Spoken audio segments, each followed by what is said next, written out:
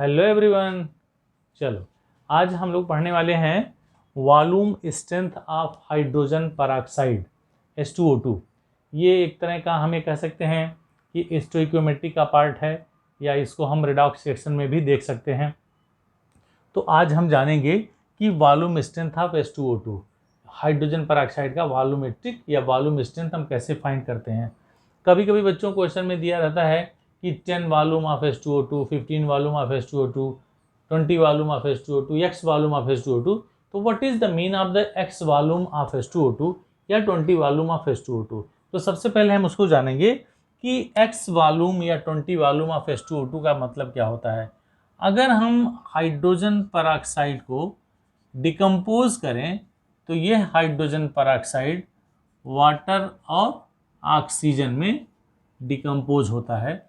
अगर हम इसको बैलेंस करेंगे तो 2H2O2 will give the 2H2O plus O2। तो इस XH2O जो हम बात करने वाले हैं, X वॉल्यूम ऑफ H2O2 का क्या मतलब होता है। कभी कभी पूछता है कि X वॉल्यूम ऑफ H2O2 का क्या मतलब होता है, तो उसको सबसे पहले जाने। X की जगह आप 10 ले लेंगे, 15, 20, वट एवर यू वांट। तो अगर हम सपोज कर लिए X की जगह 20 ले लें, तो what is the mean of 20 volume. यहाँ गौर से देखेंगे, अगर हम यहाँ आपसे पूछें कि 20 वॉल्यूम का क्या मतलब हुआ, 20 वॉल्यूम ऑफ H2O2 का क्या मतलब हुआ, तो 20 वॉल्यूम ऑफ H2O2 का मतलब हो गया, आप इसको X भी कह सकते हो कि X वॉल्यूम ऑफ H2O2। ये 20 फिक्स नहीं है बेटा, यह कांस्टेंट है, और X की जगह आप 10, 15, 20 वट एवर ले सकते हैं। तो सबसे पहले जानेंगे कि X वॉल्यूम ऑफ H2O2 का मतलब क्या होता है। जब हम H2O2 का डिकम्पोजिशन करेंगे तो कह सकते हैं कि X is the volume of oxygen which is liberated at STP when 1 liter of H2O2 is decomposed। इसका मतलब हो गया कि अगर हम H2O2, ध्यान से देखेंगे जो मैं कह रहा हूं, H2O2 का डिकम्पोजिशन हुआ तो 2 वाटर मॉलिक्यूल बना और ऑक्सीजन गैस मिला। तो इस ऑक्सीजन गैस का जो लिबरेशन है, जो वॉल्यूम है, जो किस में आएगा, लीटर में आएगा, तो वही उसका अमाउंट कहलाता है। अगर हम इसको कहें कि X, गौर से देखेंगे, X वॉल्यूम ऑफ H2O2 जो हमने वहां लिखा था, इसका मतलब क्या होता है। X वॉल्यूम ऑफ H2O2 को आप क्या कहोगे, X litre of O2 is liberated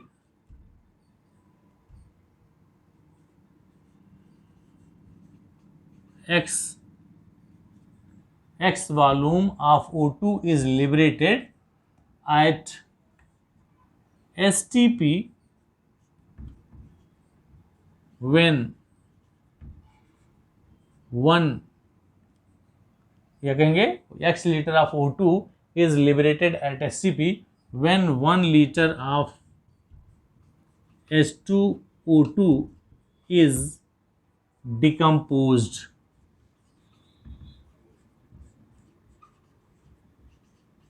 ठीक है, यही इसका मतलब हो गया कि X वॉल्यूम ऑफ H2O2 का मतलब हो गया कि STP पर X litre of O2 liberate हो रहा है जब 1 लीटर हाइड्रोजन पेरोक्साइड का डिकम्पोजिशन होता है। तो यहाँ से हमने देखा, अगर इस इक्वेशन को हमने बैलेंस किया तो बैलेंस करने पे हमको क्या पता चला बेटा, कि यहाँ हम देखेंगे कि इसका जो मास होगा वो 34 इंटू 2 इक्वल टू, या लिखेंगे 2 into 34, this will come into the gram molecular mass. और यहाँ ये क्या हो गया, 1 मोल। ये क्या हो गया बच्चों, 1 मोल हो गया।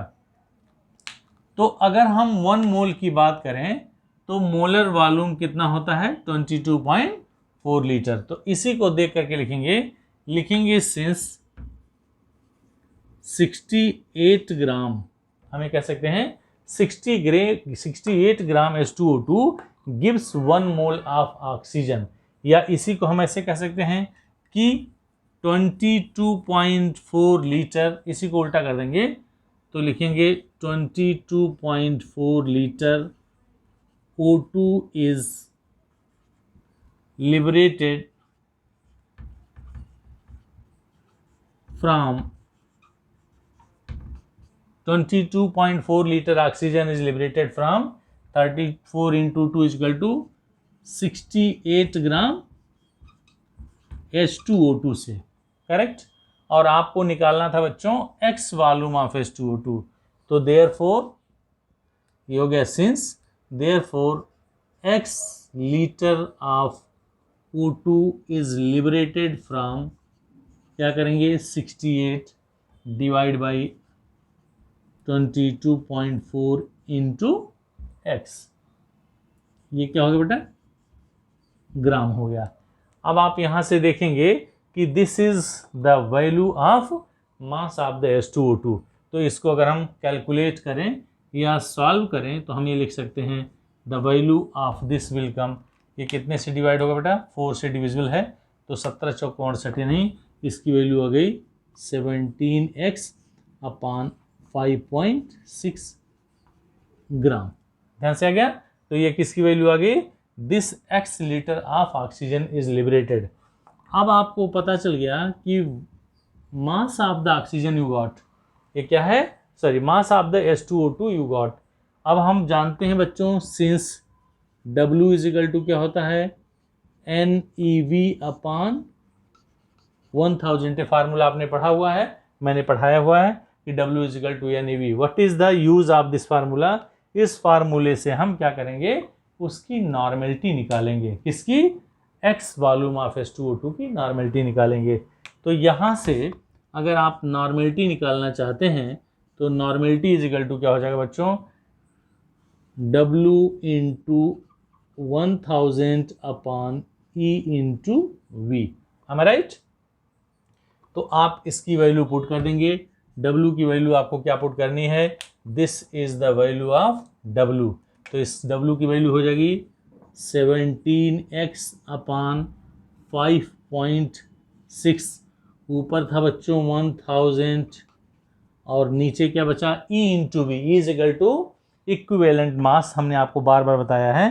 तो H2O2 का जो इक्विवेलेंट मास होगा वो क्या होगा, 16 दूनी 32 2 34, 34 डिवाइड बाई 2 दैट इज 17, तो इसकी वैल्यू हो गई 17। और चूंकि जब हम मोलरिटी नॉर्मेलिटी की बात कर रहे हैं तो नॉर्मेलिटी में वॉल्यूम क्या होगा, 1 लीटर होगा, तो that is equal to 1000 millilitre. चूंकि हमने ऊपर 1000 मिलीलीटर लिखा हुआ है, इसका मतलब volume should be taken into the millilitre. तो ये 1000 और 1000 कट गया बच्चों, 17 और 17 कट गया, तो the correct value gives x upon 5.6। ये वैल्यू किसकी आ गई, हमने यहाँ किसकी वैल्यू निकाली, n is equal to x upon 5.6। Finally मैं इसको लिखने जा रहा हूँ, आप इसको देख सकते हैं क्या मिल गया, n is equal to x upon 5.6। तो ये एक रिलेशन मिल गया, और इस रिलेशन को आप क्या कर सकते हैं, आइए मैं यहाँ लिखना चाहता हूँ, इसको देखिए,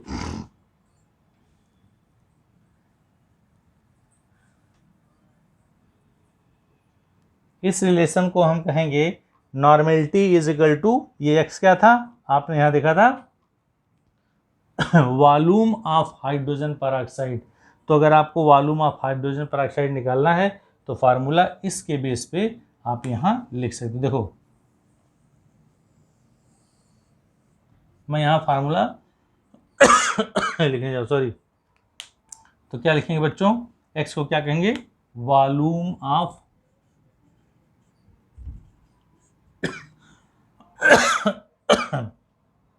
volume of H2O2, volume of H2O2, hydrogen peroxide का जो वॉल्यूम होगा, या इसको हम कहेंगे वॉल्यूम स्ट्रेंथ भी हम कह सकते हैं। तो volume of H2O2 is equal to क्या हो जाएगा, x की वैल्यू क्या होगी, n इंटू 5.6, यानी नॉर्मेलिटी इंटू 5.6। ये आपको एक फार्मूला मिल गया। वॉल्यूम मतलब वॉल्यूम स्ट्रेंथ हम कह सकते हैं, volume strength of H2O2 is equal to n into 5.6। कभी कभी बच्चों मोलरिटी के फॉर्म में दिया होता है तो आप इसको ऐसे भी लिख सकते हैं, वॉल्यूमेट्रिक स्ट्रेंथ ऑफ H2O2, यानी volume strength of H2O2, this will give n into sorry, अगर ये मोलरिटी के फॉर्म में है तो 5.6 इज इक्वल टू हो जाएगा 5.6 इंटू 2 इज इक्वल टू 11.2। गौर से देखेंगे, आपको ये दूसरा फार्मूला मिल गया अगर वो मोलरिटी के फॉर्म में दिया हुआ है या मोलरिटी फाइंड करनी है। तो अगर नॉर्मलिटी निकालनी है तो ये फार्मूला यूज़ करेंगे, अगर मोलरिटी फाइंड करनी है तो ये फार्मूला यूज़ करेंगे। अब आप कहोगे नॉर्मलिटी और मोलरिटी में क्या रिलेशन, वी नो, आप भी जानते हो कि नॉर्मलिटी और मोलरिटी में एक फार्मूला होता है, एक रिलेशन होता है, क्या, normality upon molarity is equal to बच्चों होता है n factor, this you know. और आपको नॉर्मलिटी पता है, मोलरिटी फाइंड करना है, तो n फैक्टर इस H2O2 का कितना होगा, 2 होगा, क्योंकि इक्विवेलेंट निकालते समय मैंने आपको बताया था कि इसका n फैक्टर 2 होता है। तो volume strength of H2O2 is equal to molarity into 11.2 या volume strength of H2O2 is equal to normality into 5.6। तो ये हमने जाना x के बारे में, समझ में आ गया। अगर ये पूरा इक्वेशन लिखा गया है तो ये रिलेशन बताता है नॉर्मलिटी और मोलरिटी में। आइए इसी से रिलेटेड अगर हम कोई न्यूमेरिकल लगाते हैं तो उस न्यूमेरिकल में किस टाइप का क्वेश्चन पूछ सकता है, इसको ध्यान से देखिए। क्वेश्चन पूछ सकता है, calculate the normality of the solution of 20 volume of H2O2। Question समझ में आ रहा है, जो मैं बोला हूं अगर हम उसी को लिखें तो क्या हो सकता है, क्वेश्चन क्या होगा, calculate the normality of, it is wait right now, यहां मैं न्यूमेरिकल क्वेश्चन लगाने की कोशिश करता हूं। नॉर्मलिटी आपको फाइंड करनी है, calculate normality of 20 volume of H2O2, ये आपका क्वेश्चन हो गया। इसी को आपको फाइंड करना है, नॉर्मलिटी आपको फाइंड करनी है 20 ml ऑफ H2O2। तो अगर आप बच्चों सीधे फार्मूले से लगाएंगे तो भी मैं बता दिया, अदरवाइज आप इसको क्या करेंगे, कैलकुलेट करके लगाना हो तो वहाँ से भी लगा सकते हैं। तो हम ये कह सकते हैं कि 1 mole, just see here, 20 litre sorry 22.4 litre, इस इक्वेशन से देखेंगे 22.4 लीटर O2 is obtained कितने से, this is equal to 68 gram, किससे बेटा, H2O2 से। तो देयरफॉर कितने वॉल्यूम की बात हो रही थी, 20 वॉल्यूम की बात हो रही थी, तो लिखेंगे 20 litre O2 is obtained from 68 divided by 22.4 into 20। am I right? अगर आपने इसको अभी सॉल्व किया है तो दिस विल कम, ये क्या होगा बेटा, ऊपर बचा था 17 और नीचे आया था 5.6 और यहाँ बचा 20। तो ये जो वैल्यू आई ये ग्राम आया H2O2 का, और इसी को आप बेस बना करके जब नॉर्मलिटी निकालेंगे तो नॉर्मलिटी इज इक्वल टू क्या हो जाएगा, वॉल्यूम